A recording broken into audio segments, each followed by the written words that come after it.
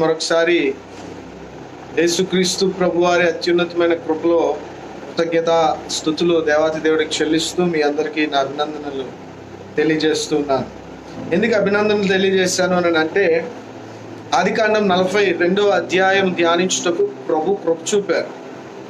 అంటే వ్యక్తిగతంగా నేను ధ్యానించడం కాదు, కానీ ఒక 10 మందితో కూడుకొని ఇలా ధ్యానించడం. అది ఈ పాండమిక్ లాక్డౌన్ పరిస్థితుల్లో దేవుని వాక్యం ఇలా ఈ మాధ్యమం ద్వారా, ఫేస్బుక్ అనే మీడియా ద్వారా ఇలా మనం ధ్యానించుకోవడం అనేది చాలా ఇది గొప్ప దేవుని కృప. ఈ లాక్డౌన్లో ప్రభు చేసిన అతిపెద్ద మేలులలో ఒక మేలు ఏంటి అని అంటే ఈ ఫేస్బుక్ లైవ్. అందుబట్టి ప్రభుకి మహిమ కలుగును గాక. మీ అందరికీ కూడా మీరు ఆధ్యాత్మికంగా ఒక మైల్ స్టోన్ ఈ ఆధ్యాత్మిక ధ్యానాల ద్వారా పొందారని నేను నమ్మి విశ్వసించి మిమ్మల్ని నేను అభినందిస్తూ ఉన్నాను. ఇంకొక 8 ఎపిసోడ్స్లో ఆదికాండం పూర్తి చేసుకోబోతూ ఉన్నాను. ఆదికాండం పూర్తయిన తర్వాత చాలా జాగ్రత్త వింటే ఇర్మియా గ్రంథం 17 అధ్యాయాలు, యోహాను సువార్త 3 అధ్యాయాలు, మరి అటు తర్వాత ఆదికాండం మనం ఈ పుస్తకాన్ని ఇంకొక 8 ఎపిసోడ్స్లో 8 రోజుల్లో పూర్తి చేసుకోబోతున్నాం. ఆదికాండం పుస్తకం అవ్వగానే నేను మీకు క్రైస్తవ జీవితంలో ఒక మూల పాఠాలు, ఒక 10 మూల పాఠాలు నేను మీకు నేర్పించే ప్రయత్నం చేస్తాను. వాక్య ధ్యానంలో ఒక క్రైస్తవులుగా మనము తెలుసుకోవాల్సిన మూల పాఠాలు, ఎప్పుడు ఈ గ్రంథకర్త 6వ అధ్యాయంలో చెప్పిన మూల పాఠాలు. ఆ మూల పాఠాలు ఏంటి, అసలు మనకు ఎంతవరకు తెలుసు రక్షించబడి ఇప్పుడు వరకు, మనకు తెలిసిందెంత, తెలుసుకోవాల్సిందెంత, ఒకవేళ ఏమన్నా తప్పులు తెలుసుకొని ఒకవేళ మనం అందులో కొనసాగుతున్నామేమో. కనుక ఈ విషయాలన్నీ మనలో నుండి సమసిపోయేటట్టుగా మన క్రైస్తవ పునాది, క్రైస్తవ సిద్ధాంతం, నూతన నిబంధన సిద్ధాంతం పటిష్టంగా ఉండేటట్టుగా మనం ఆ మూల పాఠాలని ఒక 10 ఎపిసోడ్స్ చేస్తాను. అటు తర్వాత మరలా మనం నిర్గమాకాండంలోకి ప్రవేశిద్దాం. మీ వరకు మీరు ఎలా అనుకుంటున్నారో తెలియదు, కానీ నా వరకు నేనైతే చాలా ఎక్సైట్ అవుతూ ఉన్నాను. దేవుని వాక్యం ఇలా ఇది అందరూ చేయలేరు ఈ పని, మీకు అది మాత్రం నేను గ్యారంటీగా చెప్పగలను. ప్రభు కృప తప్ప, ప్రభు చిత్తం తప్ప ఇంకొక కారణమేం లేదు. ఈ కార్యం ఇలా జరుగుతుందంటే చాలా సక్సెస్ ఆధ్యాత్మికంగా హెవెన్లీస్లో ఇది ఒక పెద్ద సక్సెస్ మనకి. కనుక అందుబట్టి ప్రభుకు స్తోత్రం. ఓకే, చిన్నపిల్లడు అద్వైత్ చక్కటి ఆ వాక్యాన్ని తను నేర్చుకొని చెప్పడం జరుగుతుంది. మీ మనసు మారి నూతన మగుచు వలన రూపాంతరము పొంది. నా జీవితాన్ని 10 సంవత్సరాల క్రితం ఇదే రోమీలకు రాసిన అధ్యాయం 12వ అధ్యాయం 2వ వచనం ద్వారా ప్రభు నా జీవితాన్ని మార్చాడు. అనుదినము నా మనసు మారాలి. అనుదినం నా మనసు మారాలంటే దేవుని పరిశుద్ధ వాక్యం ద్వారా నేను అనుదినము ఆయన్ని అభ్యసించాలి. అప్పుడు నా మనసు మారుతుంది, నూతనమవుతాను. పాత సిద్ధాంతాల్లో, పాత తిత్తిగా, పాత పద్ధతుల్లో, పాత భయాలలో, పాత కలవరాలలో నేను ఉండకుండా నూతనంగా మారుతాను. నేను నూతనంగా ఎప్పుడు మారానో వెంటనే నేను రూపాంతరపు అనుభవాన్ని రుచి చూడగలుగుతాను. This is the divine process. ఆధ్యాత్మికత, ఆత్మీయతలోకి ఎదగాలంటే దీనికి మించిన క్రమం ఇంకొకటి లేదు. ఈ వాక్యం ద్వారా ప్రభు నా జీవితాన్ని మార్చారు. ఇదే దర్శనంతో రూపాంతర పరిచర్య మరి ముందు కొనసాగుతూ ఉంది. అందుబట్టి ప్రభుకి మహిమ కలుగును గాక. అలాగే పాట పాడి ప్రార్థన చేసిన దివ్యాన్ని ప్రభు దీవించును గాక. అలాగే వాక్యం అప్పచెప్పిన అద్వైతం కూడా దేవుడు ఆశీర్వదించి బహుబలంగా రానున్న దినాల్లో వాడుకును గాక. ఆమేన్. రైట్, 42వ అధ్యాయం ఆదికాండం. నిన్నటి దినాన్న యోసేపు ఏ రకంగా ఫరో యొక్క 2వ రథము ఎక్కి ఐగుప్తు దేశ సంచారణ చేసి అక్కడున్న పరిస్థితులన్నిటినీ కూడా గమనించి ఆ ధాన్యము 5 వంతుల ధాన్యం, 5 వంతుల ధాన్యాన్ని ఆయా దేశాల్లో, ఆయా ఊర్లలో, ఆయా పట్టణాల్లో స్టోర్ హౌస్లు కట్టి ఆ ఊర్లో పండించిన ధాన్యం అంతటినీ కూడా ఆ పండించిన వాళ్ళకి సగం ఇచ్చేసి మిగతా సగం తీసుకొచ్చి ఆ ధాన్యంలో పడేసి దాన్ని స్టోర్ చేస్తాడు యోసేపు. ఇలా భారీగా లెక్కకు మించి సముద్రపు ఇసుక రేణువులంతా ఫుడ్ని స్టోరేజ్ చేస్తారు. నూనెని, ధాన్యాన్ని, బార్లీని, ఆ రోజుల్లో ఏవేవి పండించేవారో వాటన్నిటినీ స్టోర్ చేస్తారు. ఎటకేలకు కరువు అనేది ప్రారంభింపబడక ముందే యోసేపు వివాహం చేయబడతాడు. యోసేపు 2 కుమారులు కంటారు. ఎఫ్రాయిం పెద్ద కుమారుడికి, మనష్షే పెద్ద కుమారునికి, ఎఫ్రాయిం 2వ కుమారునికి పేర్లు పెడతారు. అటు తర్వాత కరువు ప్రారంభించబడుతుంది. జనాలందరూ, ఐగుప్తు దేశంలో ఉన్న వాళ్ళందరూ వచ్చి ఫరోకి, అయ్యా ఈ ఆకలిలో మేము ఏం చేయాలి, ఈ పాండమిక్ లో మేము ఏం చేయాలి, మహమ్మారి కరువు మా మీదకి ఇలాగ వస్తే మేము ఏం చేయాలి అని అడిగినప్పుడు ఫరో ఒక మంచి మాట అంటాడు. 41వ అధ్యాయం చివరి 50 వచనాల్లో మాట, చక్కటి మాట, మీరు యోసేపు దగ్గరకు వెళ్ళండి, యోసేపు ఏం చెప్తాడో అది చెయ్యండి అనే చక్కటి మాట ఫరో చెప్తాడు. కాబట్టి అన్నట్టుగానే యోసేపు దగ్గరికి వెళ్తారు. అన్నట్టుగానే ఆ చుట్టుపక్కల దేశాలందరూ కూడా యోసేపు దగ్గరికి వచ్చి ఆహారం కోసం క్యూలో నిలబడతారు. దేవుని దర్శనం, 17 సంవత్సరాల యోసేపు యొక్క కఠోరమైన దీక్ష, కఠోరమైన శ్రమ. వాడు గుర్తుంచుకోండి, యెహోవా వాక్కు మన దగ్గరకు వచ్చిందనగానే సంబరం కాదు. The word will test you first. యెహోవా వాక్కు, నా దగ్గరికి దేవుడి వాక్యం వచ్చిందండి, ఇప్పుడు నేనే ఉన్నాను, యెహోవా వాక్యం నా దగ్గరకు వచ్చిందండి అని నేను అనుకున్నాను. అనుకోగానే అయిపోలేదు సంబరం. వాక్యం నా దగ్గరకు వచ్చిందనగానే సంబరం కాదు. ఆ వాక్యం నన్ను పరిశోధిస్తుంది, ఆ వాక్యం నన్ను పరిశీలిస్తుంది, ఆ వాక్యం నన్ను పరిశీలన చేస్తుంది. ఇప్పుడు ఒక దర్శనం వచ్చింది యోసేపుకి ఒక దర్శనం వచ్చింది. సంబరపడిపోయాడు యోసేపు. నాన్న రంగురంగుల విచిత్రపు వస్త్రపును తొలగించాడు. కానీ వాస్తవానికి దర్శనము చూసిన యోసేపుకి అసూయ ఎదురైంది. దర్శనము చూసిన యోసేపుకి దెబ్బలు ఎదురయ్యాయి. దర్శనము చూసిన యోసేపుకి శ్రమ ఎదురయ్యింది. బావి, నీళ్లు లేని బావి, రాళ్ళు ఉన్న బావిలో పడిపోయాడు. గాయాలు, అమ్మబడ్డాడు, బానిసైపోయాడు. ఎన్ని శ్రమలు, ఎన్ని ఇరుకులు, ఎన్ని ఇబ్బందులు. ఫస్ట్ సూత్రం, దేవుని బిడ్డలారా, యేసు క్రీస్తు అమూల్యమైన నిష్కలంకమైన రక్తంలో కడగబడిన వారిలారా, నేను చెప్పే మాట అండర్లైన్ చేసుకో. దేవుడిని తెలుసుకున్నాం అనగానే పండగ కాదు. చాలామంది అసత్యంలో నుండి సత్యంలోకి వచ్చామండి. ఒకప్పుడు తెలియక ఏవేవో పూజలు పురస్కారాలు చేసిన మమ్మల్ని దేవుడిలో రక్షించుకున్నాడండి అనగానే సంబరం కాదు. యెహోవా దర్శించిన వానికి శ్రమ వస్తుంది. ముందు వినాలి, యెహోవా వాక్యం పొందుకున్న వ్యక్తికి శ్రమ వస్తుంది. యెహోవా దర్శనాలు చూసేవాడికి శ్రమ. ఈ శ్రమ కూడా మంచికే తప్ప కీడుకు కాదు.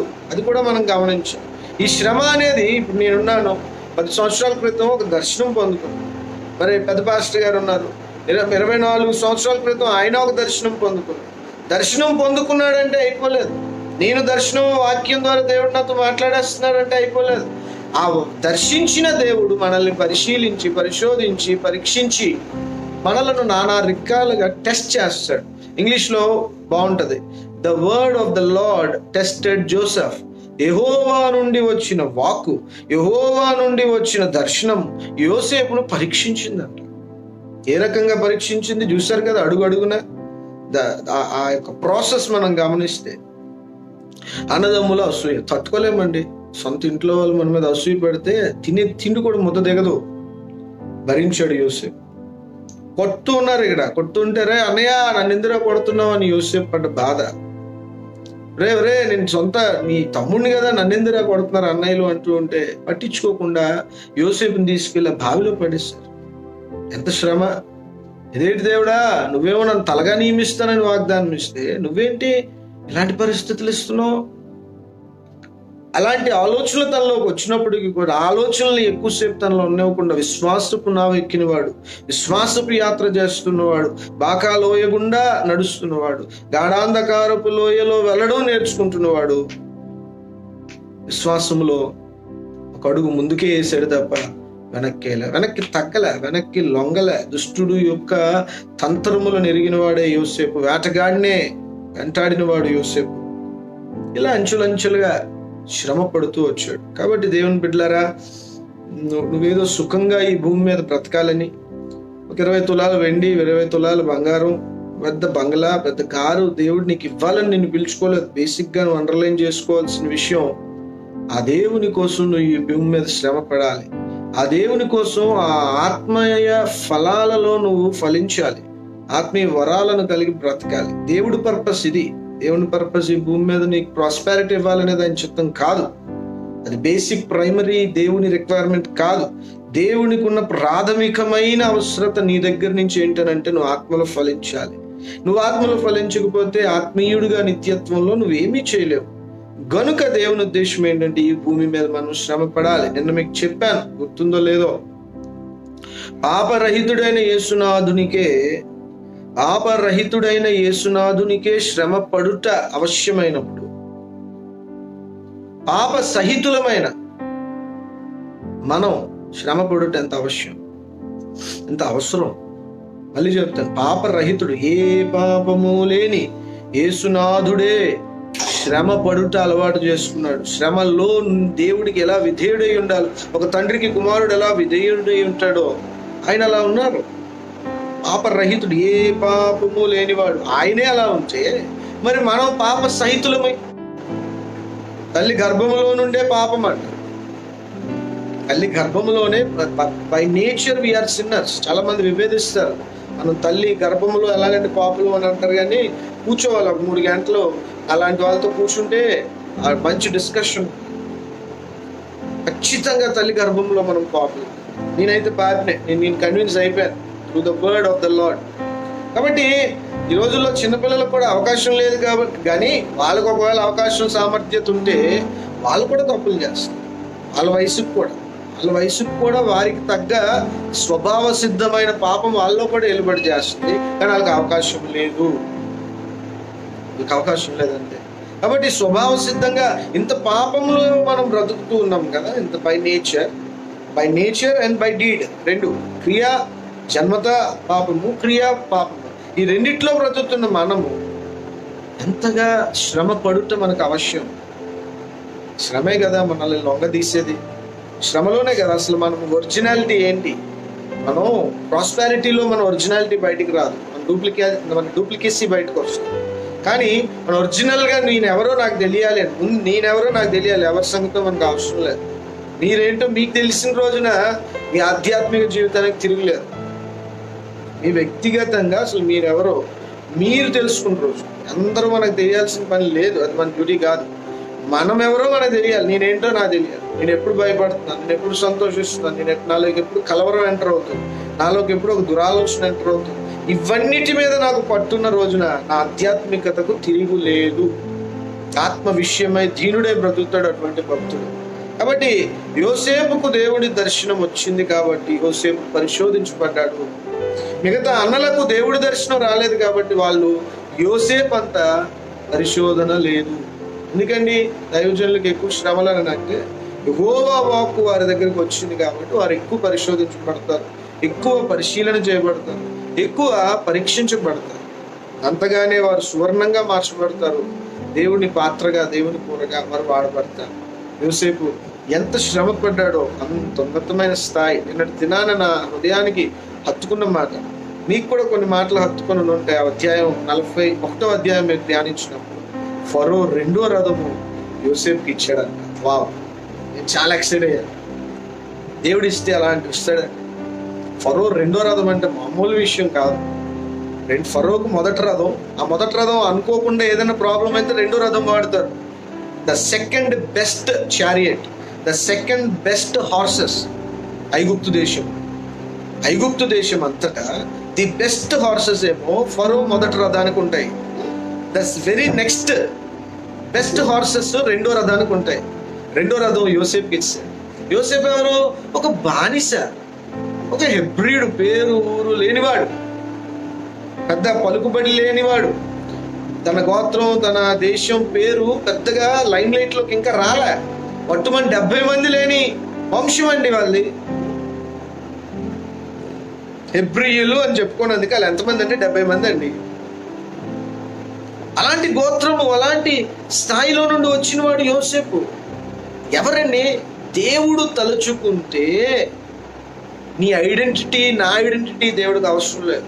And God opens the door, no one can close. నిన్ను ఆశీర్వదించడం దేవుడు స్టార్ట్ చేస్తాడు. దేవుడు నీకు ఉన్నత స్థాయిని ఇస్తే దాన్ని ఎవ్వరూ అపహరించలేరు. దేవునికి స్తోత్రం, దేవునికి స్తోత్రం. మిమ్మల్ని కూడా దేవుడు అలాగే ఆశీర్వదించగలడు. అయితే ముందుగా శ్రమ, ముందుగా యెహోవా వాక్కు మిమ్మల్ని పరిశోధిస్తుంది.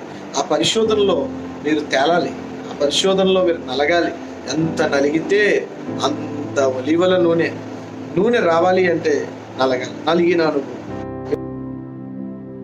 చదువుదాం. ఈరోజు దేవుని వాక్యం ఇంట్రడక్షన్ ఇచ్చాను చాలాసేపు. 42వ అధ్యాయం. అమ్మా కొద్దిగా నాకు హెల్ప్ చేయండి చదవడంలో. 42వ అధ్యాయం ఆదికాండం. ధాన్యము ఐగుప్తులో నున్నదని యాకోబు తెలుసుకున్నప్పుడు మరలా మీరేలా ఒకరు చూచుచున్నారని తన కుమారులతో అనెను. ఐగుప్తులో ధాన్యం ఉన్నదని వింటిని, మనము చావక బ్రతుకున్నట్లు మీరు అక్కడికి వెళ్ళి మన కొరకు అక్కడ నుండి ధాన్యం కొనుక్కొని రండి చెప్పగా, యోసేపు 10 మంది అన్నలు ఐగుప్తులో ధాన్యము కొనబోయేవి. అయినను ఇతనికి హాని సంభవించునేమో అని యాకోబు యోసేపు తమ్ముడగు బెన్యామీనును అతని అన్నలతో పంపినవాడు కాదు. చాలా జాగ్రత్తగా ఆ ముందు వచ్చిన 41లో చివరి వచనం చూస్తే, మరియు ఆ కరువు ప్రతి దేశమందు భారమైనందున సమస్త దేశస్థులు యోసేపు వద్ద ధాన్యము కొనుటకు ఐగుప్తుకు వచ్చిరి. జోసెఫ్ ఒక తనకి తానే ఆశీర్వాదం కాదు, ఐగుప్తీలకి ఆశీర్వాదం కాదు, కానీ యోసేపు దేశాలన్నిటికీ ఆశీర్వాదంగా మారాడు. అదొక గుడ్ న్యూస్. రెండోది, ఈ చుట్టుపక్కల దేశములలో హెబ్రీల దేశమైన కనాను దేశం కూడా ఒకటి. 70 మందే వీళ్ళు, ఎక్కువ మంది ఏం కాదు. పట్టుమని లెక్కేస్తే అప్రాక్సిమేట్గా 70 దగ్గర ఉంటారు. ఈ 70 మందికి కూడా ఈ కరువు ఎఫెక్ట్ అయ్యింది. కరువు అంటే ఏం కాదండి, సింపుల్గా చెప్తాను, వర్షం పడదంటే. కరువు అంటే ఎప్పుడైనా గుర్తుంచుకోండి, వర్షాలు పడవు. వర్షాలు ఎప్పుడు పడవు, భూమి బద్దలైపోయి భూమి తన సారం ఇవ్వదు, నీళ్ళు ఉండవు కాబట్టి పంట పొలాలు పండవు, కనుక తిండి ఉండదు. ఈ లైఫ్ సైకిల్, జీవన విధానం అంతా స్తంభించేస్తుంది అనమాట. డబ్బు ఉంటుంది కానీ డబ్బుని తినలేము కదా, వెండి ఉంటుంది కానీ వెండిని తినలేము కదా, బంగారం ఉంటుంది కానీ బంగారం తినలేం, పొలాలు ఉంటాయి కానీ పొలాలు తినలేం, ఇల్లులు ఉంటాయి ఇల్లుని తినలేం. అదే కరువు. ఇప్పుడు వరకు భూచరిత్రలో 7 సంవత్సరాలకు మించిన కరువు ఇంతవరకు రాలే. బావేనండి, సొమాలియాని తీసుకోండి, లేకపోతే ఇంకొక దేశాన్ని తీసుకోండి.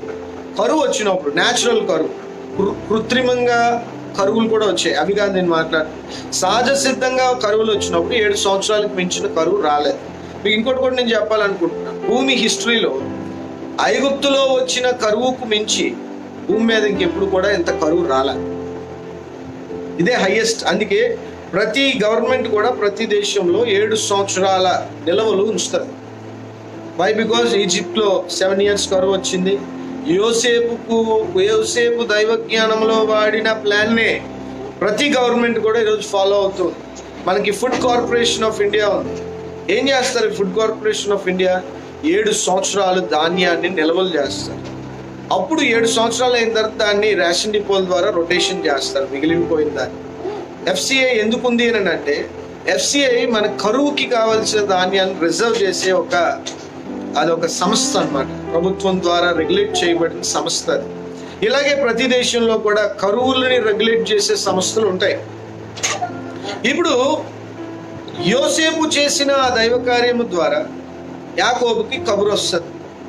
ఏమనంటే, ఈ కరువు కాలములలో ఐగుప్తు దేశంలో ధాన్యము సమృద్ధిగా ఉంది.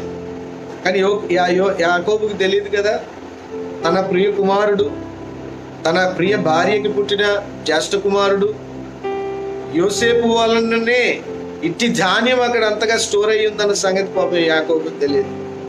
వెంటనే యాకోబుకి కబురు తెలియగానే వెంటనే కుమారులు 11 మందిని పిలిచి, మీరు ఒకరి ముఖాలు ఒకరు చూసుకోండి. అంటే ఒకరి ముఖాలు ఒకరు చూడటం అంటే ఏంటో తెలుసా? చింత. మీ ఇంట్లో కూడా ఎప్పుడన్నా చింత ఎక్కువైనప్పుడు ఏం చేస్తారో తెలుసా? ఒకరి ముఖాలు ఒకరు చూసుకొని మిమ్మల్ని మీరు మరీ నిరుత్సాహపరిచేసుకొని భయములోకి, కలవరములోకి, చింతలోకి వెళ్ళిపోతారు అన్నమాట. అర్థమవుతుందా మీకు? ఒకరి ముఖం ఒకరు చూసుకోవడం అని అంటే ఏం చేయాలో తోచక భయం, కలవరంలో మునిగిపోవడం అన్నమాట. ఎప్పుడు కూడా భయం, కలవరంలో మీరు మీ ఇంట్లో ఒకరి ముఖాలు ఒకరు చూసుకోవద్దు. అర్జెంటుగా అలాంటి టైంలో ఏం చేయాలంటే బయటికి వెళ్ళిపోవాలి. బయటికి వెళ్ళిపోయి ఇంకొకరి ముఖం చూడండి, ఇంకొక పరిస్థితుల్లోకి వెళ్ళండి, బజార్కి వెళ్ళండి, ఫ్రెండ్స్ దగ్గరికి వెళ్ళండి, మీ మూడ్ చేంజ్ చేసుకోండి. అప్పుడు మనకు మంచి ఆలోచనలు వస్తాయి.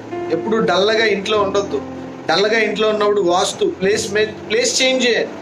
అప్పుడు కొంచెం యాక్టివ్ అవుతాం అన్నమాట. ఇవన్నీ చిన్న చిన్న సూత్రాలు, ఇవన్నీ నేర్చుకోవడం మనకు మంచిది. యాకోబు పిలిచి ఒకరి మోకాలు ఒకరు చూస్తారు ఏంట్రా దద్దమ్మల్లారా, మీరు అర్జెంటుగా ఐగుప్తులో ధాన్యం ఉందంట, మీరు అర్జెంటుగా అక్కడికి వెళ్ళండి అని ఆ తండ్రి కుమారులకు ఆజ్ఞాపిస్తాడు. వెంటనే ఈ 10 మంది కుమారులు 11వ వాడిని వదిలేస్తారు. 11వ వాడు ఎవరైనా అంటే బెన్యామీన్. ఎందుకు బెన్యామీన్ వదిలేస్తారని అంటే రాహేలు ముద్దుల భార్య కొడుకు పెద్దోడు ఎవరు? యోసేపు. చనిపోయాడు యాకోబు దృష్టిలో. ఇప్పుడు రెండో కొడుకు ఎవరు? బెన్యామీన్. ఏమో పెద్దోడు చనిపోయినట్టుగా చిన్నోడికి ఏమన్నా హాని అవుద్దేమో అని చెప్పి ఆ పని చేయడు యోసేపు. యాకోబు పంపించడు. కనుక బెన్యామీన్ని నుంచేసి ఆ యొక్క కొడుకుల్ని ధాన్యము కొని తేనందుకు పంపిస్తాడు. పంపించిన తర్వాత ఏమైందో చూద్దాం. కనాను దేశంలో ఉండేది కనుక ధాన్యము కొనవచ్చిన వారితో కూడా ఇశ్రాయేలు కుమారులను వచ్చింది. అప్పుడు యోసేపు ఆ దేశం అంతటి మీద అధికారి అయి ఉండేది. అతడే ఆ దేశ ప్రజలందరికీ ధాన్యం అమ్మకము చేయువాడు. కనుక యోసేపు సహోదరులు వచ్చి ముఖములు నేలను అతనికి వందనం చేసరి. యోసేపు తన సహోదరులను చూచి వారిని గుర్తుపట్టి వారికి అన్యుని వలె కనబడి వారితో కఠినముగా మాట్లాడి మీరెక్కడ నుండి వచ్చితిరని అడిగారు. అందుకు వారు ఆహారము కొనుటకు కనాను దేశం నుండి వచ్చినమనిది. యోసేపు తన సహోదరులను గుర్తుపట్టెను కానీ వారు అతన్ని గుర్తుపట్టలేదు. యోసేపు వారిని గూర్చి తాను కనిన కలలు జ్ఞాపకం చేసుకొని మీరు వేగుల వారు ఈ దేశం గుర్తు తెలుసుకొనవచ్చునని వారితో అనగా వారు లేదు ప్రభువా, నీ దాసులమైన మేము ఆహారము కొనుటకే వచ్చితిమి. మేమందరము ఒక్క మనుషుని కుమారులము, మేము యథార్థవంతులమే కానీ నీ దాసులమైన మేము వేగుల వారు కామని అతనితో చెప్పింది. అయితే అతడు లేదు, ఈ దేశం గుర్తు తెలుసుకొనుటకై వచ్చితిరని వారితో. అందుకు వారు నీ దాసులమైన మేము 12 మంది సహోదరులము, కనాను దేశంలో ఉన్న ఒక్క మనుష్యుని కుమారులము. ఇదిగో కనిష్ఠుడు నేడు మా తండ్రి యొద్ద ఉన్నాడు, ఒకడు లేడు అని ఉత్తరమిచ్చాడు. అయితే యోసేపు మీరు వేగుల వారని నేను మీతో చెప్పిన మాట నిజమే. దీని వలన మీ నిజం తెలియబడు. ఫరో జీవం తోడు మీ తమ్ముడు ఇక్కడికి వచ్చితేనే గాని మీరు ఇక్కడి నుండి వెళ్ళకూడదు. మీ తమ్ముడిని తీసుకొని వచ్చేటప్పుడు మీలో ఒకని పంపిడి. అయితే మీరు బంధింపబడి ఉండురు. అట్లు మీలో సత్యం ఉన్నదో లేదో మీ మాటలు శోధింపబడుతుంది. లేని ఎడల ఫరో జీవం తోడు మీరు వేగుల వారని చెప్పి వారిని 3 దినములు చెరసాలలో వేయించారు. ఇక్కడ మనం గమనిస్తే యోసేపుకు వచ్చిన దర్శనము 100% నెరవేరుతుంది. ధాన్యం కొన్నందుకు వెళ్ళారు 10 మంది అన్నలు. చక్కగా దారిలో కొంచెం చుట్లాడుకొని వచ్చారు. వాళ్ళంతా ధనం పట్టుకొని వచ్చారు. యూదా మీకు గుర్తే ఉండాలి, కనాను స్త్రీని వివాహం చేసుకున్నాడు. మధ్యలో అదొక చాప్టర్ని మనం ధ్యానించాం. ఆ యూదా కూడా మళ్ళీ జాయిన్ అయిపోయాడు, తిరిగి వచ్చేసాడు. చిన్న వయసులో పెళ్ళయింది యూదాకి, చిన్న వయసులోనే తాత అయిపోయాడు. వీళ్ళందరూ కూడా ధాన్యం కొనుటకు ఐగుప్తుకు వచ్చారు. ఐగుప్తుకు వచ్చి యోసేపుని వీళ్ళు గుర్తుపట్టరు, కానీ యోసేపు వీళ్ళను గుర్తుపడతాడు. ఎలా గుర్తుపడతాడని అంటే బాగా వినండి. వాళ్ళు వచ్చి మేము కనాన్ దేశం నుంచి వచ్చాము అని చెప్పి సాష్టాంగ పడతారు. ఎప్పుడైతే వాళ్ళు సాష్టాంగ పడ్డారో యోసేపు కన్న కళ గుర్తొస్తుంది. కన్న కళ ఎప్పుడు గుర్తొచ్చిందో బహుశా యోసేపు హృదయం ఏ స్థాయిలోకి ఆ హృదయం వెళ్ళిందో, ఆ విశ్వాస స్థితి లేదా ఆ యొక్క దుఃఖం ఒక పక్క. ఎందుకంటే ఎన్నో సంవత్సరాల తర్వాత, ఆల్మోస్ట్ 17 years, 17 సంవత్సరాల తర్వాత సొంత అన్నలు కళ్ళ ముందున్న వెళ్ళి పరిగెత్తుకొని వెళ్ళి హత్తుకోలేని పరిస్థితి. ఒక రాజుగా, ఒక ప్రైమ్ మినిస్టర్గా స్థాయిలో కూర్చున్నాడు, కానీ ఆ దృశ్యం వర్ణాతీతం, ఆ దృశ్యం వర్ణించలేదు. యోసేపు హృదయంలో ఉన్న ఆ భావాలు, యోసేపు హృదయంలో ఉన్న ఆధ్యాత్మిక భావాలు, ఒకటి హ్యూమన్ ఎమోషన్స్, ఒక తమ్ముడుగా, ఒక కొడుకుగా, ఒక హ్యూమన్ ఎమోషన్స్, ఒక భావోద్రేకాలతో బాధపడుతూ ఉన్నాడు. రెండవది ఆధ్యాత్మికంగా విశ్వాసములో, దేవా నువ్వు దర్శనం ఇచ్చావు, అన్నంత పని చేసావు, ఈ దర్శనాలు చాలా గొప్పవి, ఏమో నేను లైట్గా తీసుకున్నాను కానీ నువ్వు లైట్గా తీసుకోలేదని ఇంకెంత దేవుడిని నమ్మడం స్టార్ట్ చేశాడో యోసేపు. 2 కోణాలు, ఒకటి దైవికమైనది, ఒకటి కుటుంబపరమైన భావోద్రేకాలు. ఈ సీన్ మధ్యలో జాగ్రత్తగా గమనిస్తే అన్నలు తమ్ముడిని పోల్చలే యోసేపు, కానీ యోసేపు అన్నలను పోల్చేశాడు. పోల్చేసి వీళ్ళకి ఒక గుణపాఠం నడపాలి అని చెప్పి, అందులో ప్రైమ్ మినిస్టర్ జ్ఞానానికి కొదువు లేదు, అంతమందికి తిండి పెట్టిన జ్ఞానవంతుడు, అందులో దైవాత్మ కలిగిన వాడు, ఇప్పుడు అన్నయ్యలకు ఎలా బుద్ధి చెప్పాలో బాగా తెలిసిన వాడు కనుక ఈ వచ్చిన వీళ్ళను గూఢాచోరీలుగా, అంటే ఒక వేగుల వారిగా, ఒక స్పైస్గా గుర్తించి, మీరు ఈ దేశం కీడు కోరుకొని, ఫరో కీడు కోరుకొని, మీరు ఈ దేశంలో ఎలా పరిస్థితులు ఉన్నాయో చూద్దామని వచ్చిన వేగుల వారు, మీరు మా దేశానికి మంచి కోరుకొని రాలేదు, మీరు దొంగల్లా వచ్చారు, మీరు ఇక్కడ గుట్లన్నీ తెలుసుకొని వెళ్ళి తర్వాత ప్లాన్ చేసుకొని ఈ దేశం మీద దండెత్తనందుకు వచ్చారని నాకు అనిపిస్తూ ఉందని చెప్పినప్పుడు వీళ్ళు క్యాసెట్ మొదలు పెడతారు. మేము యథార్థవంతులం, మేము మంచోళ్ళం, చాలా గుడ్ బాయ్స్, మేము ఏ రోజు ఏ తప్పు చేయలేదు, మేమందరం ఒక తండ్రికి పుట్టిన వారమే, మేము 10 మంది ఎక్కడ ఉన్నాము, ఒకడు లేడు. ఆ ఒకడు లేడు అన్నప్పుడు ఆ ప్రైమ్ మినిస్టర్ ఏమై ఉంటుంటాడు కదా, అరే లేడంటారా, నన్నేమో ఆ బావిలో వేసేసి ఇప్పుడేమో లేడని కాకమ్మ కబుర్లు చెప్తారా మీరు అనుకుని ఉంటాడు. సొంత తమ్ముడే కాబట్టి ఎంత కొట్టుకున్న అన్నదమ్ములాటే కాబట్టి ఆ ప్రైమ్ మినిస్టర్ ప్లేస్లో కూర్చొని ఆంచుకుంటుంటాడు. ఈ సంగతి చెప్తాను ఆగండ్రా అనుకున్నాడే ఏమో యోసేపు మొత్తానికి, కానీ వీళ్ళు మాత్రం అబద్ధాలు చక్కగా, అంటే యోసేపు విషయంలో అబద్ధం చెప్పారు తప్ప మిగతావన్నీ నిజాలే. ఒకడు లేడు, మేము ఇలాగ అమ్మేసామండి, ఇలా ఫుల్ కొట్టేసి చెదగొట్టి దయచేసి వాడు అప్పుడు అరుస్తున్నాడు, బతికించండి అన్నయ్య, నన్ను కొట్టద్దురా అన్నయ్య అని అంటున్నా, నేను చెదగొట్టేసి వేసామండి బావిలో అని అబద్ధం, నిజం చెప్పలే, అబద్ధం చెప్పారు. ఒకడు లేడు, చివరివాడు మాత్రం మా తండ్రి దగ్గరే ఉన్నారని మళ్ళీ అది కూడా నిజమే చెప్పాడు. అయినా యోసేపు, నేను ఇవన్నీ నమ్మను, ఈ ఫరో జీవంతోడు మీరు ఫరో నాశనం కోరుకున్నందుకు వచ్చారు, ఐగుప్తు కీడును కోరొచ్చారు కనుక మిమ్మల్ని నేను అరెస్ట్ చేస్తున్నాను, మిమ్మల్ని 3 రోజులు జైల్లో పెడుతున్నాను, మీరు బాగా ఆలోచించుకోండి, మీ చివరి తమ్ముడు నిజంగా ఉన్నాడని నువ్వు చెప్పారు కాబట్టి ఆ తమ్ముడిని తీసుకొచ్చి ఇక్కడ కొందరు ఉంటారు, కొందరు వెళ్ళి ఆ తమ్ముడిని తీసుకొచ్చి నా ముందు నిలబెడితే తప్ప నేను నమ్మను. ఎందుకంటే ఆ తమ్ముడు ఎంత ఇష్టమో అన్నయ్యకి తెలుసు, సొంత తమ్ముడు బెన్యామిన్ యోసేపుకి, ప్రైమ్ మినిస్టర్ కదా పెద్ద బుర్ర, ఈ దైవాత్మ కలిగిన వాడు యోసేపు ఎక్కడ ఏ బటన్ నొక్కాలో బాగా తెలుసు. ఆడి తండ్రికి ప్రియమైన వాడు ఎవరనంటే బెన్యామిన్. ఎందుకు?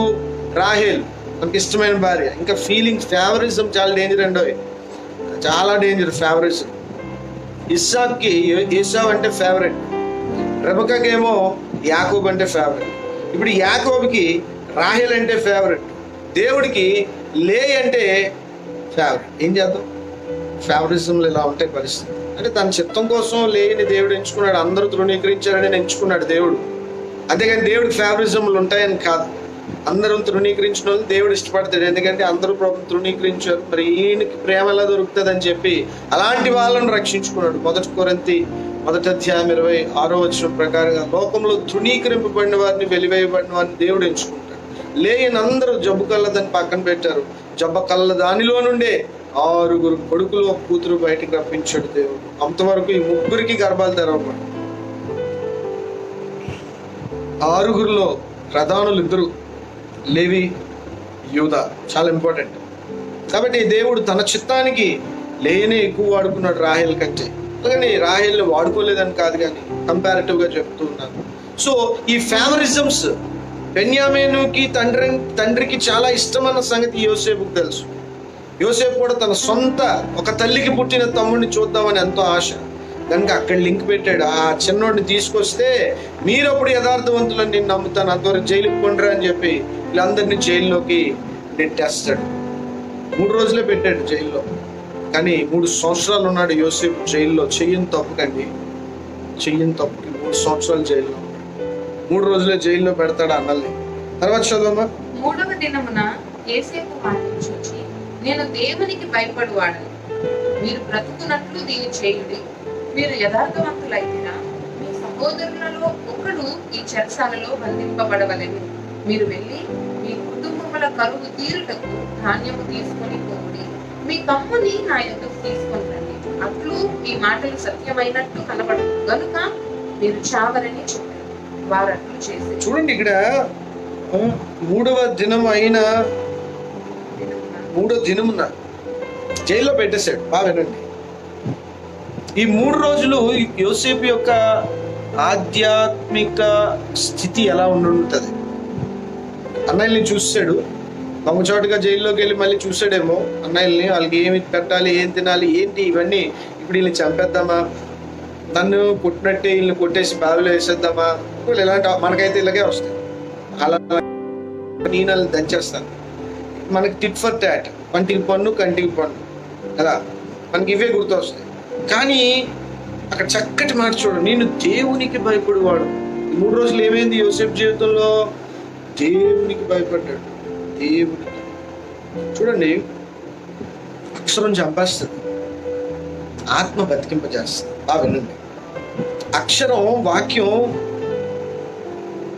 అందరూ వాక్యం చదువుతారు కానీ వాక్య సారము, వాక్య భావము అందరూ తెలుసుకుంటారు. వీళ్ళే స్వతంత్రులు, వీళ్ళే దేవుని కుమారులు. దేవుని కుమారులని అధికారంలోకి వెళ్ళగలరు. వాక్య భావం ఇంపార్టెంట్, ఎప్పుడు గుర్తుంచుకోండి. వాక్యం తెలియడం ఇంపార్టెంట్ కాదు. ప్రభు వారు కూడా మత్తయి సువార్త 16వ అధ్యాయం అనుకుంటాను, అక్కడ పరిశీలన శాస్త్రులు అంటారు, వెళ్ళి ఈ వాక్య భావం ఏంటో తెలుసుకుని అంటాడు. నేను కనికరమనే కోరుచున్నాను కానీ బలిని కోరటం లేదు, మీరు వెళ్ళి ఈ వాక్య భావం ఏంటో తెలుసుకోండి అంటాడు. అంటే వాక్యం వాళ్ళకి తెలుసు, వినాలి. ఇక మీరు అందరూ బాగా వినాలి. చిన్న చిన్న పాయింట్స్ ఉంటాయి, ఆ స్పిరిచువల్ రెవల్యూషన్స్. ఆ చిన్న పాయింట్లోనే బోల్డ్ ప్రపంచం ఉంటుంది. మీరు వెళ్ళి ఈ వాక్య భావమును తెలుసుకోండి. మీకు వాక్యం పరిచయుడికి వాక్యం తెలియదని ఎవరన్నా అంటారా? బైబిల్లో ఎన్ని పుస్తకాలు ఉన్నాయి, ఎన్ని అధ్యాయాలు ఉన్నాయి, ఎన్ని వచనాలు ఉన్నాయి, ఎన్ని ఫుల్ స్టాప్లు ఉన్నాయి, ఎన్ని కామాలు ఉన్నాయి, ఎన్ని సెమికోలన్స్ ఉన్నాయో పరిచయుడు శాస్త్రి కంటే ఎక్కువగా ఎవరికి తెలియదు. కానీ వాళ్ళకి తెలియదు ఏంటో తెలుసా? వాక్య భావం. ఈరోజు నూతన నిబంధన క్రైస్తవ సంఘంలో మనకి ఎన్ని ఫుల్ స్టాప్లు ఉన్నాయో తెలియాల్సిన పని లేదు, బైబిల్లో కంఠస్థ పట్టాల్సిన పని లేదు. కానీ వాక్య భావం తెలియకపోతే మాత్రం పాత నిబంధన భక్తులకి, పాత తిత్తికి నీకు పెద్ద తేడా ఉండదు. చాలా జాగ్రత్తగా మనం అర్థం చేసుకోవాలి. వాక్య భావం, వాక్య భావం, వాక్యానికి భావం ఉంటుంది. భావాన్ని గాలి వదిలి వాక్యాన్ని పట్టుకున్నాం అనుకో, ఇప్పుడు పంటికి పన్ను కంటికి పన్ను అన్న, కంటికి కన్ను. వాక్య భావం చాలా ఇంపార్టెంట్.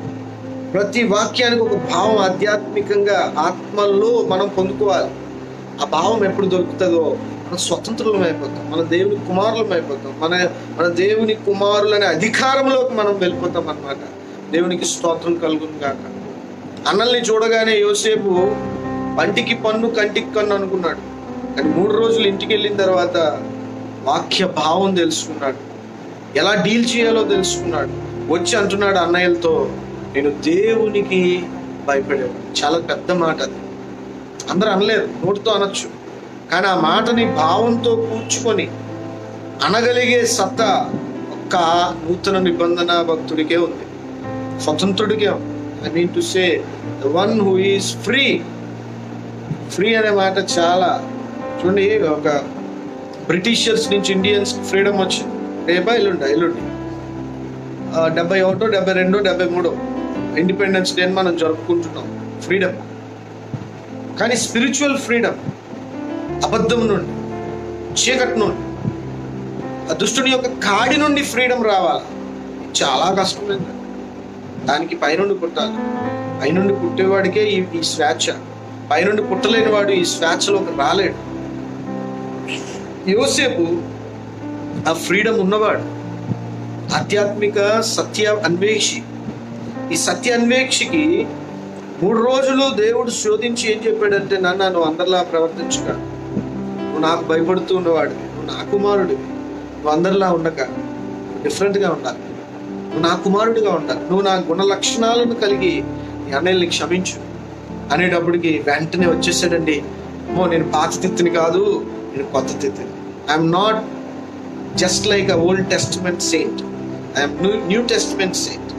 యేసయ్యని ప్రదర్శిస్తున్న యోసేపు, యేసు క్రీస్తు ప్రభు బోధల ప్రభావము ఆల్రెడీ యోసేపులో మనం చూస్తాం.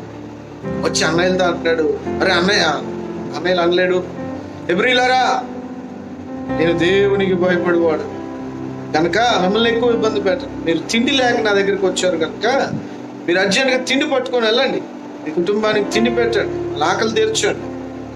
చూడండి ఎంత మంచి మనసు. మనమైతే బాగా నన్ను అలాగంటారా బాబా, మనమైతే తిండి పెడతాం. నిజంగా అంటే యోసేపుకు జరిగిందే మీకు జరిగింది అనుకోండి, కాసేపు అంత ఓపిక మనకెక్కడిది, కానీ కాసేపు అనుకో, కాసేపు ఆ దర్శనం లేదు, అంత ఓపిక లేదు. 10 మందికి ఈ బావిలో తోసే లోపల ఇద్దరిని కొట్టేస్తాం మనం, కనీసం ఒక 2-3 కన్నా వేసేస్తాం గట్టిగా. ఒకవేళ మనం కనుక ఆ స్థితిలో ఉండుంటే అన్నయ్యలు మన కళ్ళ ముందు కనపడినప్పుడు ఏం చేస్తాం? కానీ యోసేపు ఆ క్రూరత్వాన్ని, ఆ కక్షని లేక క్రీస్తు ప్రేమను ప్రకటిస్తూ వాళ్ళ దగ్గరికి వెళ్ళి తిండి పెడుతున్నాడు. దేవునికి స్తోత్రం కలుగును కాక. ఎందుకండి సెయింట్గా అవ్వడం అదొక గొప్ప ధన్యత. సెయింట్ అని నేను చెప్పుకోవచ్చు, కానీ నిజంగా ఒక సెయింట్కు ఉన్న గుణ లక్షణాలు నూతన నిబంధన ప్రకారంగా మరి చాలా ఇంపార్టెంట్. నేను మూల పాఠాలు మీకు నేర్పించబోతూ ఉన్నాను కదా, ఈ 8 ఎపిసోడ్స్ అయిన తర్వాత ఎవ్వరు మిస్ అవ్వరు.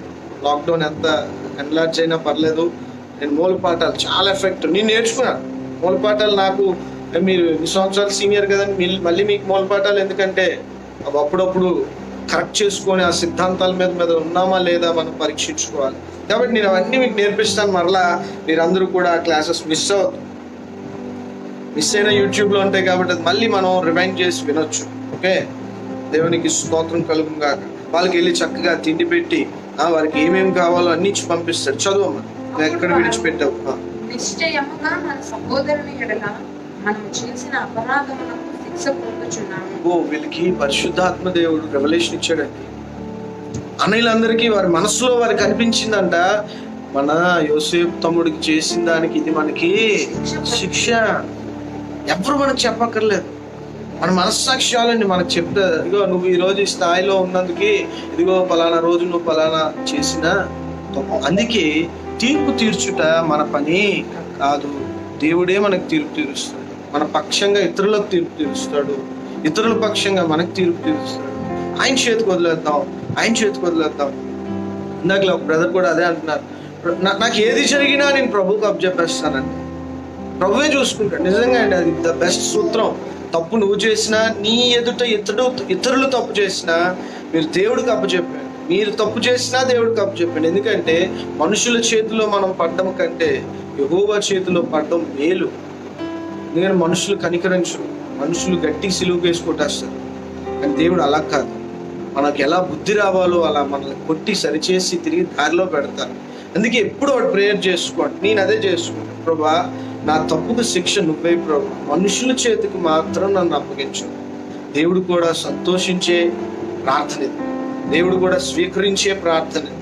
మనం ఎప్పుడు కూడా ఇటువంటి మనస్తత్వంతో ఉండాలి. ఇతరులు మన ఎడల తప్పు చేసినప్పుడు కూడా direct that mistake in to God hand, దేవుని చేతికి ఆ తప్పిదమును అప్పచెప్పాడు. దేవుడే మంచివాడండి, ఆయనే, మనం ఎవ్వరూ మంచివాళ్ళం కాదు కనుక ఆయనే మనకి న్యాయం తీర్చేవాడు, అందరికీ బుద్ధి వచ్చేటట్టు చేసేవాడు. మన ఎవ్వరము పరిపూర్ణము కాదు కనుక అంత పరిపూర్ణుడు దేవుడే. కనుక పరిపూర్ణి దేవునికి అప్పచెప్పినప్పుడు ఈ 10 మంది అన్నయ్యలు ఆ జైల్లో బుద్ధి తెచ్చుకున్నారు. ఇంకా తమ్ముడిని చూడలే, ఇంకా తమ్ముడు తనే అని తెలియక ముందే పరిశుద్ధాత్మ దేవుడు వాళ్ళకి ఒక రెడ్ అలారం ఇచ్చారు. మీ సొంత తమ్ముడిని 17 సంవత్సరాలు మీరు ఇంకా తర్వాత ఉంటుంది, మీరు చెప్దాం. అతడు మనల్ని బతిమాలుకొనినప్పుడు మనం అతని వేదన చూసి వినకపోతే. నేను చదువుతున్నప్పుడు వాక్యం ఈ మాట నాకు చాలా ఇబ్బంది పెట్టింది.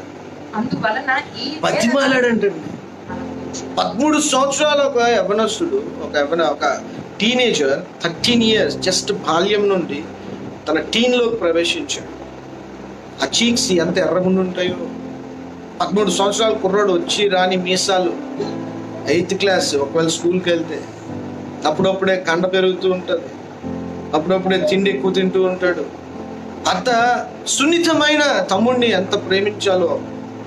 ఈ రోజుల్లో హ్యూమన్ రిలేషన్స్, ఫ్యామిలీలో ఈ రిలేషన్స్ లేవండి. బతిమలాడుకున్నాడు అంటారు, అన్నయ్య అని. బలం కూడా లేదు, అన్నయ్యని కొట్టగలిగేది బలం. 13 సంవత్సరాల అంటే నేను రఫ్గా ఎస్టిమేట్ చేసి చెప్తున్నాను వయసు, అప్రాక్సిమేట్ 13 సంవత్సరాలు అన్యాన్ని బతిమలాడుకున్నాడు అంట. కొట్టుంటే ఈ 30-40 సంవత్సరాలు అన్నయ్యలు కొట్టి ఎలా ఉంటుంది, కొట్టు ఉన్నాడంట. కొట్టు ఉంటే అరే అన్నయ్య అని బతిమలాడాడు. అన్నయ్య ఇందురా నన్ను కొడుతున్నారు, నేను చేసిన తప్పు ఉంటే కదా కొట్టాలి, తప్పు కూడా లేదు, తప్పేం లేదురా, దేవుడు నీకు దర్శనం ఇవ్వడమే తప్పు.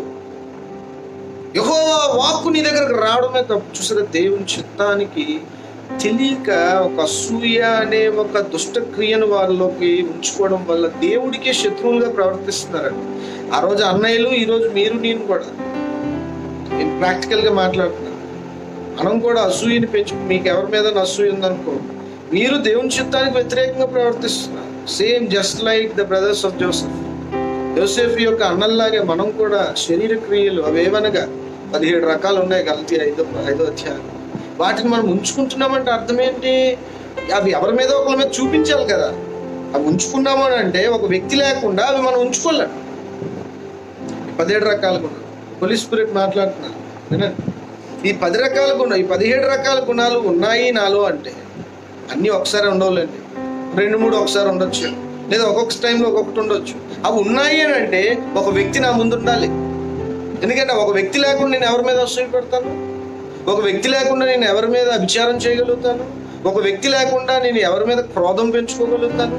ఒక వ్యక్తి లేకుండా అల్లరితో కూడిన ఆటపాటలు నేను ఎలా చేయగలను? ఎప్పుడైతే ఈ 17 రకాల శరీర క్రియలు మనకు వచ్చేసాయో, remember we are against God's army. సైన్యములకు అధిపతియగు యెహోవాకు వ్యతిరేకంగా మనం ఆలోచనలు కలిగి ఉన్నామనే సంగతిని మనం గుర్తించాలి. దావీదును యెహోవా దేవుడు ఆశీర్వదిస్తున్నాడు. సౌలు అసూయ పడ్డాడు. అంటే ఎవరి మీద అసూయ పడ్డాడు? ఎందుకు సూసైడ్ చేసుకున్నాడు అయినా చనిపోలేదు? ఎందుకు సొంత బాడీగార్డే తన తల నరకాల్సి వచ్చింది? బాగా వినాలి, పరిస్థితులు బాగా అర్థం చేసుకోవాలి. దేవుని యెహోవా సైన్యములకు అధిపతియగు యెహోవాకు విరుద్ధంగా ఆలోచన చేశాడు సౌలు. యెహోవా సైన్యములో ఒక భాగంగా ఉండాల్సిన సౌలు, యెహోవా పక్షముకు ఉండాల్సిన సౌలు యెహోవాకు వ్యతిరేకంగా వెళ్ళిపోయాడు అవతల జట్టుకి. అవతల జట్టు అంటే దుష్టుడు జట్టు, అపవాదికుడు, నష్టజాతకుడు, నాశనపుత్రుడు. వాడి జట్టులోకి వెళ్ళిపోయి అటు సైడ్ వెళ్ళిపోయి సౌలు ఏమంటున్నాడు అని అంటే, యెహోవా సైన్యంలో ఉన్న దావీదును చూసి అసూయపడి నీ దేవుడు అంటున్నాడు. సమూయేలు లాంటి దైవ ప్రవక్త దగ్గరికి వెళ్ళి ఈ బలి తెచ్చానన్న, వీడు తెస్తే కానీ బలి మరి దేవుడు తీసుకోడు. మరి చూడండి ఎంత గర్వపు మాట. సౌలు తెస్తే కానీ మరి దేవుడికి బలి రాదు. నీ దేవుడైన యెహోవాకు నేను బలి తెచ్చాను అంటున్నాడు. దేవుడికి వెంటనే ఉగ్రత వచ్చింది.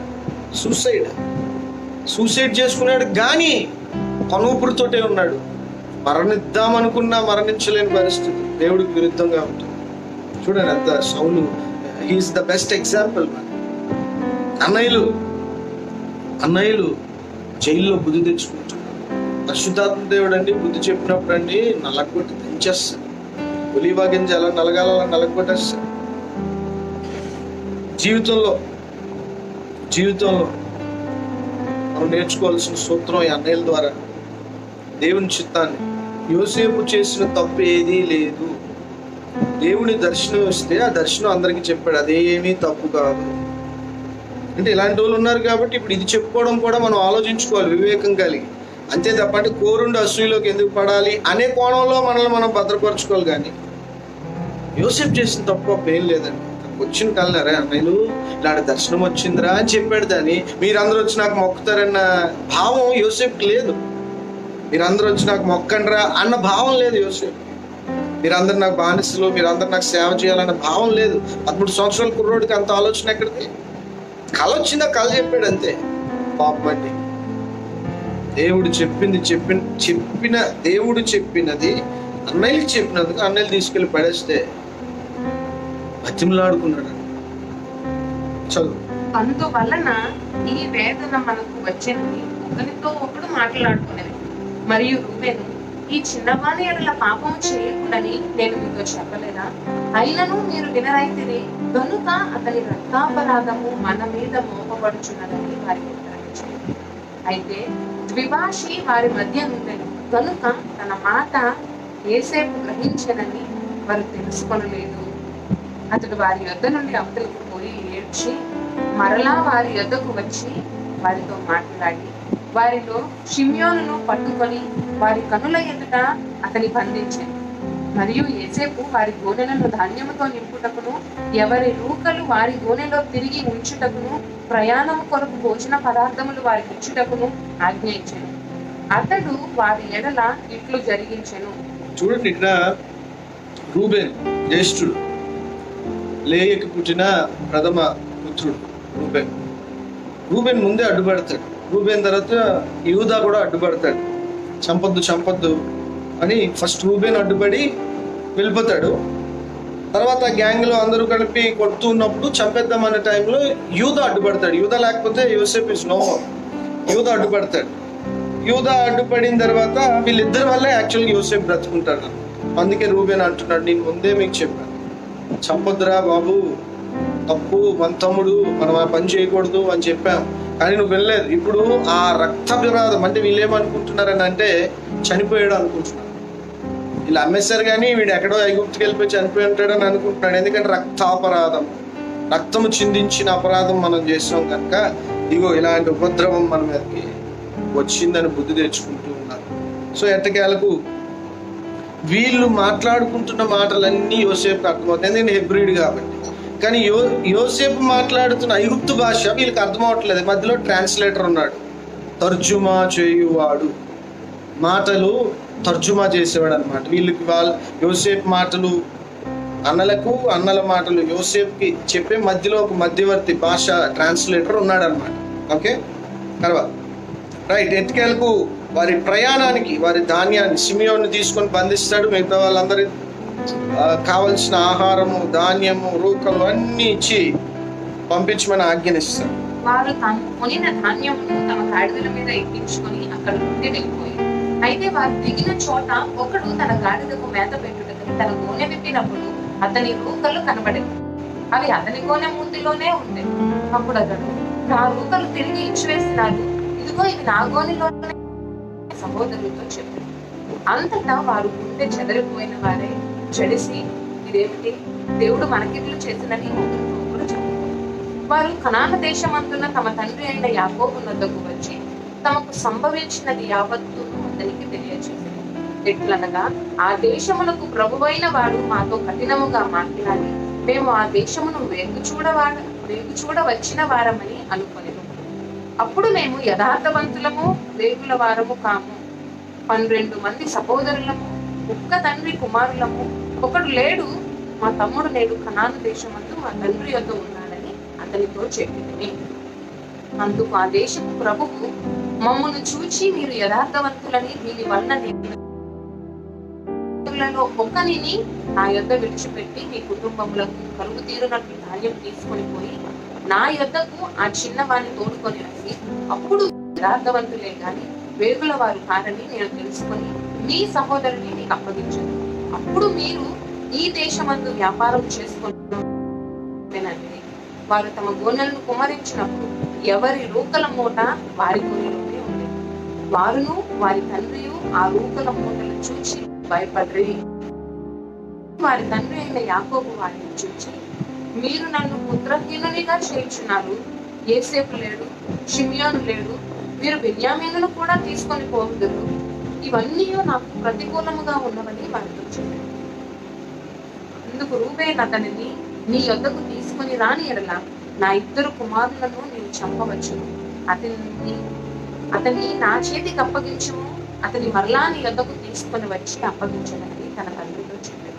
అయితే అతడు, నా కుమారుని మీతో వెళ్ళనీయను, ఇతని అన్న చనిపోయాను, ఇతడు మాత్రమే మిగిలి ఉన్నాడు, మీరు పోవు మార్గమున ఇతనికి హాని సంభవించిన ఎడల నెరసిన వెంట్రుకలు గల నన్ను మృతుల లోకములోని దుఃఖముతో దిగిపోవునట్లు చేయుదురని చెప్పాను. ఇక్కడ మనం గమనిస్తే వీళ్ళందరూ కూడా ఆ ప్యాకేజెస్ ఏవైతే ఆహార ధాన్యాలను నింపి వీరి గాడిదలను యోసేపు పంపిస్తాడో, సగం దారిలో వీళ్ళు ఒక అన్నదమ్ముడు, ఒక అన్న ఆ బ్యాగ్స్ అన్ని చెక్ చేస్తున్నప్పుడు వీరు తెచ్చిన రూకలు అంటే మనీ, కరెన్సీ అన్నమాట. ఆ రోజుల్లో రూకలు మార్చుకునే వల్ల యెరూషలేం దేవాలయంలో ఉండేది. రూకలు అంటే కరెన్సీ. ఈ కరెన్సీ ఏదైతే ధాన్యం, ఆ డబ్బు ఆ రోజుల్లో మార్చుకునేవారో దాన్ని పట్టుకొని వెళ్తారు యాక్చువల్గా కొనుక్కోనందుకు ధాన్యం. కానీ యోసేపు ఈ అన్నదమ్ములు ఎంతో భయంతో వెళ్తూ ఉన్నారు కదా, వాళ్ళకు ఒక ఫ్రీ బోనస్, ఒక మేలు చేసే కార్యం చేస్తారన్నమాట. ఇంత దుఃఖంలో, ఇంత భయంతో సిమియోన్ అక్కడ ఉండిపోయాడు, ఇప్పుడు బెన్యామీన్ని తీసుకెళ్ళాలి, ఇప్పుడు ఎలా తీసుకెళ్తామని ఈ ఆలోచనలో వెళ్తున్న వాళ్ళకు ఒక ఊరట ఏంటి అని అంటే, వారి రోకలను యోసేపు తిరిగి వారికి ఇచ్చాడు. అంటే ఒక ఫ్రెండ్షిప్ హ్యాండ్ ఎక్స్టెండ్ చేశాడు యోసేపు వీళ్ళకి ఇండైరెక్ట్గా. అంటే ఎక్కడ బెన్యామీని తయారేమో, పోతే పోయాడు సిమియోను. ఎందుకంటే యోసేపునే కొట్టి చంపిన వాళ్ళు కదా, వాళ్ళ సొంత ప్రాణాల కోసం ఇక్కడ సిమియోను కూడా వదిలేస్తే. సో యోసేపు ఏం చేశాడంటే ఒక ఫ్రెండ్షిప్ హ్యాండ్ ఎక్స్టెండ్ చేశాడు. ఏంటంటే మీకు ధాన్యం ఇవ్వడమే కాక మీరు తెచ్చుకున్న రోకలు కూడా తిరిగి ఇచ్చి పంపించేస్తున్నాడు. ఇది ఒక హెల్తీ సైన్ అన్నమాట. సరే, మొత్తానికి వీళ్ళు వెంటనే ఏం చేస్తారని అంటే తండ్రిని అడుగుతారు, తండ్రి ఇలా జరిగింది, సిమియోన్ని అరెస్ట్ చేసి పెట్టారు, ఇప్పుడు మీ రెండో కుమారుడు లేయకు పుట్టిన రెండో కుమారుడు సిమియోన్ని అరెస్ట్ చేశారు, మీ చిన్న కొడుకు రాహేలుకు పుట్టగానే రాహేలు మమ్మీ చనిపోయింది, ఆ కొడుకు బెన్యామీన్ని తీసుకొని రాకపోతే మన పరిస్థితి ఎలా ఉంటుంది అన్నప్పుడు యాకోబు ఎంత మాత్రం ఒప్పుకోడు. నాకు ఆల్రెడీ యోసేపు లేకుండా పోయాడు, ఇప్పుడు సిమియోన్ లేకుండా పోయాడు, ఇప్పుడు మూడోవాడు బెన్యామీని తీసుకెళ్తున్నారు, వెరసిన వెంట్రుకలు గలవాడని, నాకు ఇంత దుఃఖం అవసరమా? ఎంతమంది కొడుకులుండి నన్ను ఎంత దుఃఖ పెడతారా? ఇంత పాతాళంలోకి నన్ను నెట్టేసే కొడుకులు పుట్టారే అని బాధపడుతూ ఉన్నాడు. పెద్ద ఫ్యామిలీ ఉన్న తలకాయ నొప్పి. పెద్ద ఫ్యామిలీ ఉంటే అడ్వాంటేజెస్ ఉన్నాయి, డిసడ్వాంటేజెస్ ఉన్నాయి. ఇక్కడ పరిస్థితి గమనిస్తే యాకోబు బాగా నిష్ఠూరపడుతూ ఉన్నాడు, బాగా వేదన చెందుతూ ఉన్నాడు. నా కుటుంబంలో ఎందుకు ఇలాంటి పరిస్థితులు వచ్చాయి, నా కుటుంబంలో ఎందుకు ఇలాంటి కన్నీటితో ఉన్న పరిస్థితులు వచ్చాయని బాధపడుతూ ఉన్నాడు. అప్పుడు రూబేన్ అంటాడు, జ్యేష్ఠుడు, ఫస్ట్ నుంచి ముందడుగు వేసేవాడు, 12 మంది శిష్యుల్లో పేతురు ఎలా అంటాడో ఈ 12 మంది కొడుకుల్లో కూడా నాకు అన్నిట్లో దూకుడుగా ముందుకు వెళ్ళేవాడుగా గమనిస్తే ఎవరైనంటే రూబేనే, యూదా కూడా కాదు, రూబేన్. అన్నిట్లో ముందడుగు, అన్నిట్లో అటు పాడు పనులు చేయడంలో కూడా ముందుండేవాడే రూబేన్. ఎందుకనంటే సొంత ఉపపత్ని, తండ్రి ఉపపత్నినే పాడు చేసినవాడు, అంటే పాడు చేయలేదు, ఐ మీన్ టు సే తనతో పోయినవాడు అనమాట. సో పాడు పనులు అన్నిట్లో కూడా రూబేను ముందడుగు, జ్యేష్ఠుడికి ఉండాల్సిన లక్ష్యం, ముందడుగు వేస్తాడు అనమాట. సో ఇక్కడ కూడా అడ్డుపడతాడు, డాడీ నువ్వేం బాధపడక, నాకు 2 కొడుకులు ఉన్నారు డాడీ, ఒకవేళ బెన్యామీని నేను తిరిగి తీసుకురాకపోతే నా కొడుకుల్ని చంపే, నేను నా కొడుకుల్ని గ్యారంటీ ఇస్తున్నాను, నీ బాధను నేను అర్థం చేసుకుంటాను డాడీ. కానీ అదిగో అక్కడ సిమియోను ఉండిపోయాడు, అంతేకాదు ఇప్పుడు ప్రైమ్ మినిస్టర్తో పెట్టుకున్నాము, ఇప్పుడు కానీ మేము అన్నట్టుగా కానీ తిరిగి వెళ్ళకపోతే సైన్యం వచ్చేస్తుంది, మనల్ని పట్టుకుపోతారు డాడీ. ఇవన్నీ ఎందుకు డాడీ తలకాయ నొప్పులు, మేము ఏ రీతిగా వెళ్ళామో ఆ సమస్యను మేము అలాగే సాల్వ్ చేసుకొని వస్తాం డాడీ, ప్లీజ్ డాడీ, నన్ను నమ్మండి డాడీ, నేను బెన్యామీన్ని నమ్మకంగా తీసుకెళ్తాను, నమ్మకంగా తీసుకొస్తాను అని రూబేన్ అడిగినప్పుడు ఆ వేదనతో తండ్రి నిండుకొని ఏదో బాధతో ఎమోషనల్ కమిట్మెంట్స్తో కొన్ని మాటలు ఆడుతాడు. ఏం జరిగిందో రేపు దినం 43వ అధ్యాయంలో మనం నేర్చుకున్నాం. టు కన్క్లూడ్ దిస్ మెసేజ్, నేను ముగిస్తున్నాను. ఏంటి నేను చెప్పాలి? ఈ 42వ అధ్యాయంలో దేవునికి ఒక ప్రణాళిక ఉంది. జగత్పునాది వేయబడక ముందే దేవుడు మనందరి ఎడల ఒక ప్రణాళికను పెట్టుకున్నాడు. బాగా వినండి. Out of the purpose of God you can sustain. తప్పేం లేదు, నువ్వు బ్రతకొచ్చు నీ స్వచిత్తంలో, నీ స్వనీతిలో, నీ యొక్క సొంత కోరికల కొరకు, ఎచ్చల కొరకు నువ్వు బ్రతకొచ్చు. అదే టైంలో బాగా వినండి, నా చిత్తం కాదు ప్రభువా, నీ చిత్తం కోసం బ్రతుకుతానని దేవుని ఫ్రేమ్ వర్క్ లో కూడా బ్రతకొచ్చు. బాగా వినండి, యోసేపు దేవుని ఫ్రేమ్ వర్క్ లో బ్రతికి ప్రతి క్షణం దేవుని చిత్తం నెరవేర్పులు యోసేపు పార్టిసిపేట్ చేశాడు. బాగా వినండి, భాగస్వామి అయ్యాడు దేవునితో. దేవునితో నడడం అంటే ఏంటి? దేవుని చిత్తంలో నువ్వు భాగస్వామి కావడమే. What is walking with God?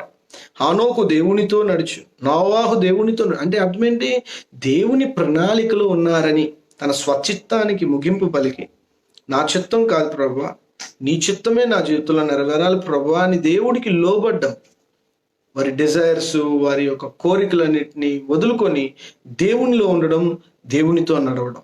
ఇది కాకుండా క్రైస్తవులు తన స్వచిత్తంలో కూడా నడవచ్చు. చాలా మంది నడుస్తున్నట్టు నామకార్థ పరిస్థితి, నులివెచ్చని స్థితి, అటు వెచ్చగా లేదు ఇటు చల్లగా లేని పరిస్థితి. They are not hot with the revolution of the Jesus Christ. Or వాళ్ళు చల్లగాను లేరు, పోని వాళ్ళు దేవుడు తెలియక మళ్ళీ ఆ చెట్లు పుట్టలు మొక్కునే పరిస్థితి ఉండదు. అలాగని యేసుక్రీస్తు ప్రభు వారి అనుభవ జ్ఞానంలో సంపూర్ణంగా ఎదుగుతున్నారంటే అది లేదు. ఎలా ఉన్నారంట? నులివెచ్చగా ఉన్నారంట. భయంకరమైన పరిస్థితి. ఇలా కూడా బ్రతకొచ్చు. ఇలాంటి వాళ్ళు ప్రభువా ప్రభువా అని అంటారు పెదవులతో, హృదయంలో ప్రభు ఉండడు. ఇలాంటి వారిని పరలోకపు గేట్ దగ్గర యేసు ప్రభు మీరు నాకెవరో తెలియదని దేవుడు సాక్ష్యం ఇచ్చేస్తాడు. కానీ ఇంకొక లైఫ్ ఉంది, ఇటర్నల్ లైఫ్, నిబంధన కలిగిన జీవితం దేవునితో, మనుషులతో కాదు, దేవునితో నిబంధన. అయ్యా నా చిత్తం కాదు నీ చిత్తం, టెల్ మీ నేను ఎలా వెళ్ళాలి. ఆ వాక్యం చదువుతుంటే అద్వైత్ చెప్పినట్టుగా నా మనసు మారి నూతనం ఒకటి వాళ్ళు. నూతనం ఎలా అవుతుంది నా మనసు? పాత సిద్ధాంతాలు, పుట్టి పెరిగిన సిద్ధాంతాలు, పితృపారంపర్య సిద్ధాంతాల నుంచి నా మనసు నూతనం ఎలా అవుతుంది? Through the word of the lord. పరిశుద్ధ గ్రంథం, పరిశుద్ధ దేవుని వాక్కు ద్వారా నేను నూతన పరచబడతాను. ఎప్పుడైతే నేను నూతన పరచబడ్డానో దేవుని చిత్తం ఏదో పరీక్షించి నేను తెలుసుకుంటాను. తెలుసుకున్న దానిలో నేను ముందుకు వెళ్తాను, అంతే, ఇంకేం లేదు. కష్టపడాల్సిన టైంలో కష్టపడతాడు, ఏడవలసిన టైంలో ఏడిపిస్తాడు, సంతోషం ఇవ్వాల్సిన టైంలో సంతోషం ఇస్తాడు. ఏ టైంలో ఏది ఉండాలో అది దేవుడిచ్చి నీ జీవితాన్ని అద్భుతమైన రూపాంతరపు అనుభవంలోకి నడిపిస్తాడు.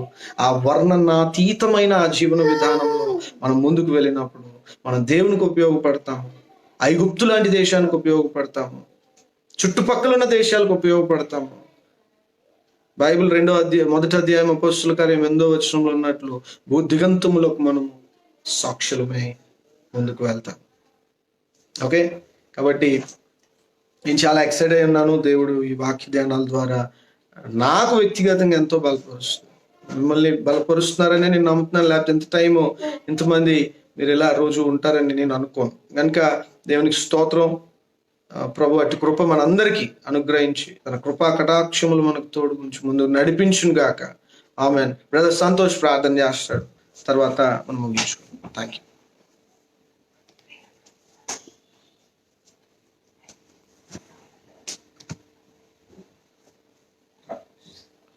స్తోత్రములు తండ్రి, స్తోత్రములుగా స్తోత్రములు కృప, స్తోత్రములు కృప. పరలోకమందున్న మా తండ్రి, నీ నామానికి వందనాలు, కృతజ్ఞతాస్తుతులు, స్తోత్రాలు చెల్లించుకుంటున్నాం తండ్రి ప్రభువా. తండ్రి నిజంగా నువ్వు నమ్మదగిన వాడవు తండ్రి ప్రభువా. తండ్రి యోసేపుని అన్నదమ్ములు తృణీకరించిన తండ్రి ప్రభువా నువ్వు ఏనాడు మర్చిపోలేదు తండ్రి ప్రభువా. ఆ దర్శనానికి అనుగుణంగా యోసేపుని నడిపించావు తండ్రి ప్రభువా. నీ దర్శనం వచ్చిన తర్వాత నీ వాక్కు విన్న తర్వాత తండ్రి ప్రభువా తప్పకుండా తండ్రి ప్రభువా కొన్ని శ్రమలు వస్తాయి. ఆ శ్రమలు మమ్మల్ని షైన్ చేయడానికే నీ వాక్యం చలవిస్తుంది తండ్రి.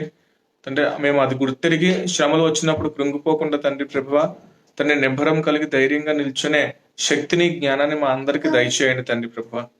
మమ్మల్ని అందరినీ రూపాంతరపరచడానికే తండ్రి ప్రభువా దినదినము తండ్రి ప్రభువా మాకు కొన్ని శ్రమలను, కొన్ని కష్టాలను, కొంత ఆనందాన్ని తండ్రి ప్రభువా, కొంత తండ్రి ప్రభువా నిబ్బరాన్ని మాకు దయచేస్తూ ఉన్నాం తండ్రి. వాటిలన్నిటికీ అనుగుణంగా మేము ముందుకు వెళ్ళే జ్ఞానాన్ని మాకు దయచేయమని, మరి ముఖ్యంగా మా సంఘంలో ఉన్న బిడ్డలందరికీ దయచేయమని తండ్రి ప్రభు. ఎవరెవరైతే తండ్రి ప్రభు రోగాలతో బాధపడుతున్నారో, లేకపోతే పాండమిక్ సిచ్యువేషన్ తో బాధపడుతున్నారో వాళ్ళందరినీ దర్శించి నువ్వు ముందుకు నడిపించమని తండ్రి. ఆర్థిక ఇబ్బందులు ఉన్న వారిని తండ్రి ప్రభు మీరు దర్శించి ఆర్థిక ఇబ్బందులు కొంచెం కొంచెంగా తొలగించమని మేము వేడుకుంటున్నాం తండ్రి ప్రభు. హెల్త్ ని కూడా మంచిగా హెల్త్ ని అందరికీ దయచేయమని తండ్రి. అలాగే వాక్యం చెప్తున్న అబ్రహామును మరి ముఖ్యంగా ఆశీర్వదించమని యేసుక్రీస్తు నామములో ప్రార్థన అడిగి వేడుకుంటున్నాం మా తండ్రి.